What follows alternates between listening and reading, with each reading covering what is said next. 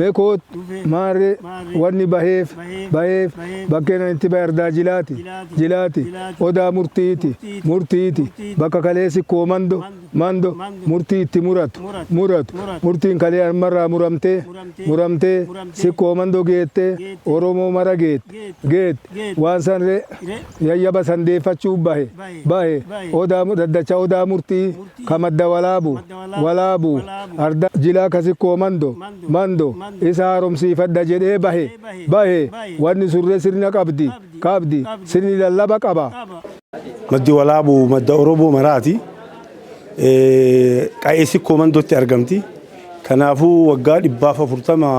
فرتمي أفوري أولين دورة سرني كاليسا بيتنا ميلسون لدى كان أكاديمي أو مني كنتي يجيلان قول أني أكنتي مري أني أكني أمو عدا في تندقاق فني قول إجرا باركون أمو بارا بأورومون بيبولشتو بارا سرني قداء بكجيرو أكاديمي أمو جد إمو تمان كين لابس أجيرو بارا نهسي غافين تين مدي ولابو كايسي كوماندو كيستي لفجلاتي لفنمني قرتي قدافو لنفيكم بيتي فلسو خلاف نو ديبو قبدي جنة غافي برا إيرا غافن نوان تيب غافين سون أما ديبي إجرا كل اللي ديبي آدم دوراني سأبا كنا تأكاكلي كنا سون ديبيته تنمني عاداتنا تدرسن تأما ديبي سوفلي هنا سنة إنما الألتين كم نساء الألتي واتي جل خاني كنني في علمات نما قطيو إتين قطتون كم قطيو كنا نما جنزبان كم أكنا كنا ترت رمون دور عادة إيش تبدي بليز أما إيش ديبي سوفل جينن آدا أورمو كدوبة هرك سميت رئيسان دودا سرنا أرجعه حفظان أدتشي بكافة مرياتني ورا أورمو تبى كهوندا ولي كباني خايو سرنا دودا دوراني خجروسان ديبي سودا رومون هركافير كوال كبته والدي غري آدا وفي ولي نوجته والغافته ومريات ولي مرياته دودا سا خغنما هركابة ديسان ديبي ساني Oromoo marti akka anillee har'a kun walloo dhufe bakkeen kun kasin koomandoo qofa uduun taane kan Oromoo hundaati ka jedhamu jira madda walaaboo ka'umsa Oromooti yaa jira duriihi kabeennu amma anillee asitti argamee duudhaa itti wal mari'annee Oromoon akkamitti bulaa akkam ta'a dur akkamitti ture fuula duraaf akkamitti jiraatu qaba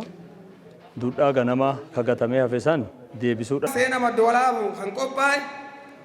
beektoota yookaan beekumsi dhamboo abbootii gadaatiin jaarrolee biyyaatiif hawwan siinqeetiin kan qindaa'e ta'uu isaati. Yaa'insi koomandoo dhaddachoota murtii madda walaabuu deebisuuf geeggeeffamu ka'umsi gochuun kutaa hawaasi gargaraa dadammaqsu haaromsa aadaa keessatti ga'ee isaa akka inni bataasisuuf. Maddi walaabuu seena Oromoof sirni gadaa keessatti iddoo olaanaa inni qabu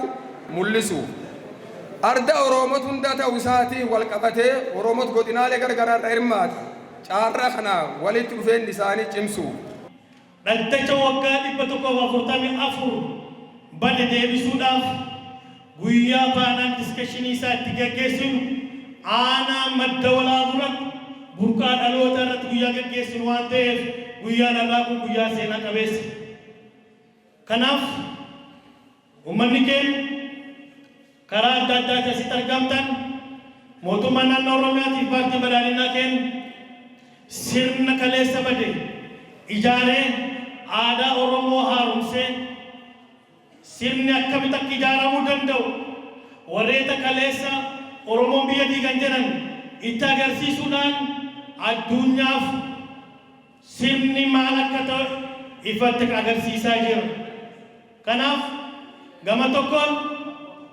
diina keessaa fi alaa qolachuun gama biraan Oromiyaa fi Itoophiyaa